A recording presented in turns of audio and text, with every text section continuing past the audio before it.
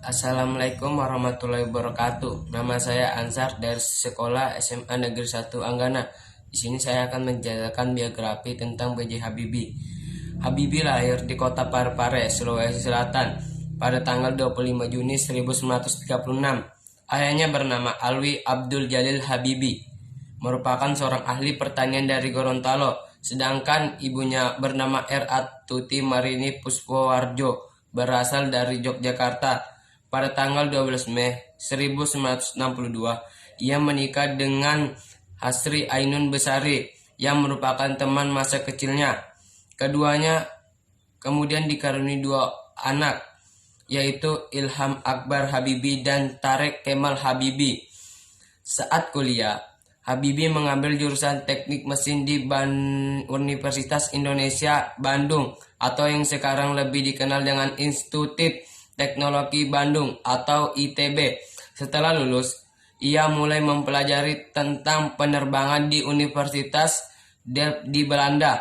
Namun karena masalah politik antara Indonesia dan Belanda, ia kemudian melanjutkan studinya di RWT ASEAN, Jerman, dengan mengambil spesialisasi konstruksi pesawat terbang. Habibie kemudian menyelesaikan pendidikannya di Jerman pada tahun 1960 dan mendapat gelar diplom ingeniur. Setelah lulus pendidikan di ASEAN, ia terus menetap di sana sebagai asisten penelitian Hans Ebner dan membawa istrinya ke Jerman. Mereka lalu menetap di kota Oxford dan Habibie bekerja sebagai penasehat perusahaan otomotif. Pada tahun 1965, ia berhasil mendapatkan gelar Doktor der Ingenieurwissenschaften dan melanjutkan penelitian termoelastisitas bersama Hans Ebner.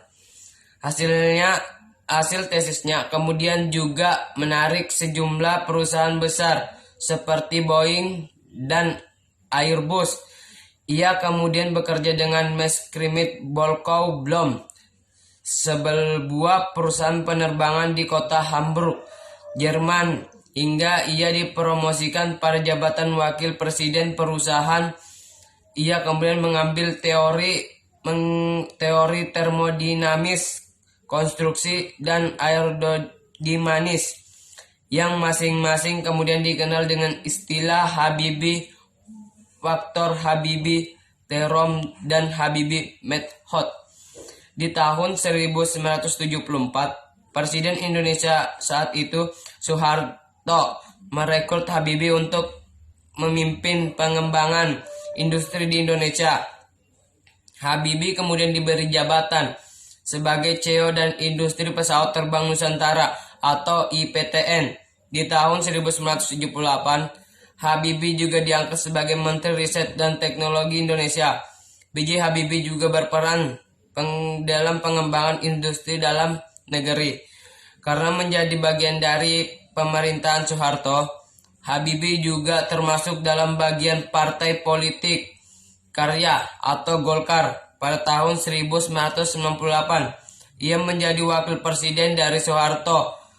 Namun jabatan ini hanya berlangsung singkat, karena pada tahun yang sama juga ia juga diangkat menjadi presiden.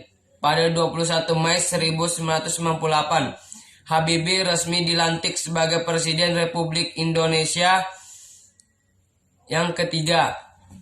Ia menggantikan presiden sebelumnya, Soeharto, yang mengundurkan diri karena desakan dari mahasiswa dan masyarakat di masa Orde Baru. Kondisi negara saat itu memang sedang kacau balau dan diperparah adanya krisis ekonomi. Masa jabatan B.J. Habibie sendiri akhirnya berakhir pada tanggal 20 Oktober 1999. Hal ini berarti ia menjadi Presiden Indonesia dengan masa jabatan tersingkat, yaitu 1 tahun 5 bulan. Meski begitu, ia mampu membuat kebijakan dan memberikan kontribusi penting bagi negeri.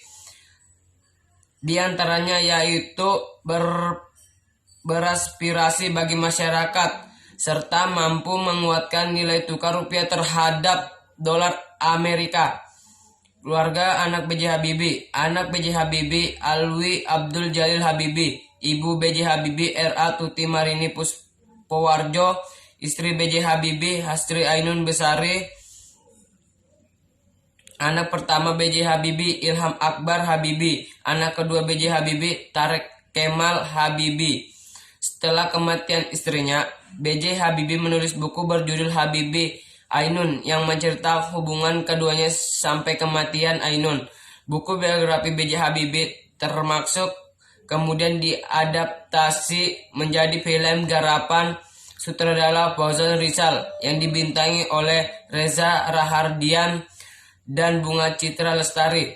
Film Habibie Ainun begitu populer hingga termasuk salah satu film Indonesia terlaris sepanjang masa dan ditonton oleh jutaan penonton di bioskop seluruh Indonesia. Sekian dari bagi saya. Wassalamualaikum warahmatullahi wabarakatuh.